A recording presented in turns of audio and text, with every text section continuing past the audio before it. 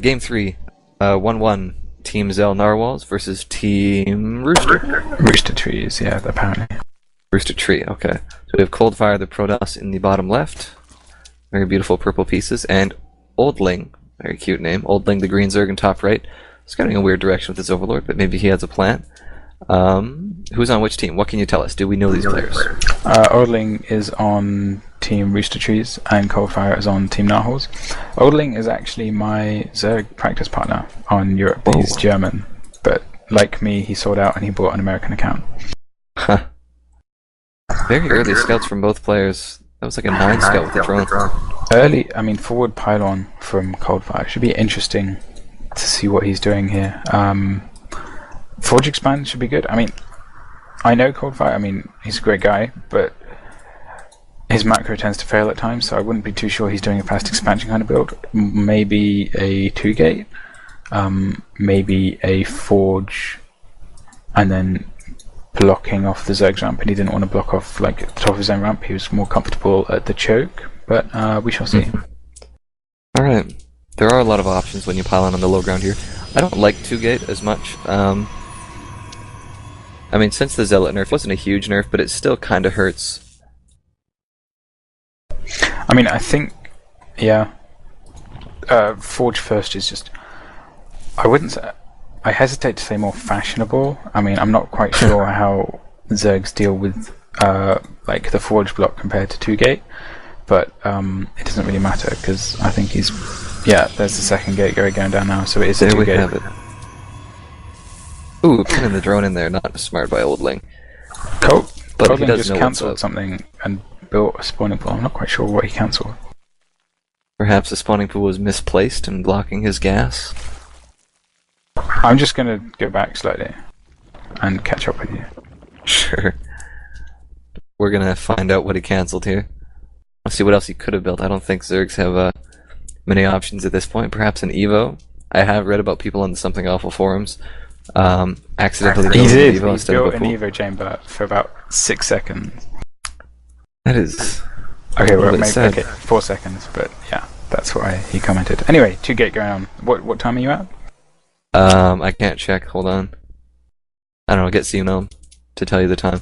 Xeno? Okay, never mind. Okay. There you go.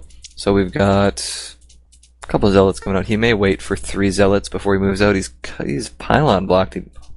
Does he have one coming up? Nope, nothing in the production tab. So he's going to be finishing at 3 Zealots. We'll see if he drops at Nexus. He's moving into position to do so. He's cute. I'm confused. There's the pylon finally. So the 3 kind of routes we'll take, 2 routes, a couple of routes. We may see a double gaps in a cybernetics core and tech up to stalkers to continue this, or we may see a Nexus, which we just did on the minimap. Nexus going down. So it's going to deal damage with this. Roach Warren did just finish for Oldling. Wow, so this is going to be extremely tough to hold for Protoss. Yeah, all of a sudden these Zealots are useless, really. If you're going 2-gate, if you're going 2-gate, my favourite thing is to half block the ramp by the time your first Zealot gets there, because it just contains the Zerg in the space and you can move in when you want. But I fail to see how much damage Coldfire can really do with these Zealots here, and I think he's in trouble. I agree. I think there was a very good Day 9 daily where he went over a couple White Raw replays. I think three replays in total that were just different follow-ups to 2-gate. And typically 2-gate, you get about 5 Zealots out, and then you have to deal with roaches. And you need something. You need a forge, you need stalkers, you need just something to deal with roaches. They're almost inevitable if you're 2-gating. So, I guess Coldfire didn't watch that daily. He's going to be pretty unprepared for these. He doesn't have a forge going up.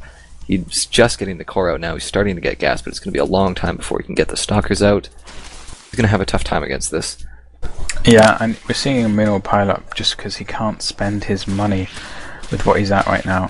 He doesn't have the gas for stalkers, and making that here is useless. He doesn't have a forge. I think he's just struggling with the 2-gate build. I think maybe it's just nerves, because he's dead in the water right now. It may be that he hasn't practiced this enough. It is a very technical build, especially on a map like this with the backdoor to pull off. I mean, yeah, Coldfire realizing his mistake. Realizing roaches can deal damage quite quickly.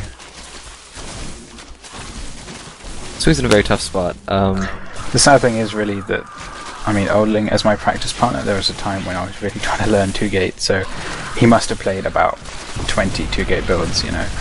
Yeah. Yeah, Oldling definitely knows, he recognized what was happening, he knew the exact counter. Very intelligent play. We'll see if he gets the Nexus or if he just moves right up. A Robo would have been good here. Warp Gate, ooh wow, Warp Gate is quite late. Yeah, getting one Immortal out may have helped, but again that would have delayed even more Stalkers.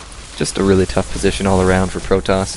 He's gonna use the probes to try to defend, but it is just way too little, way too late.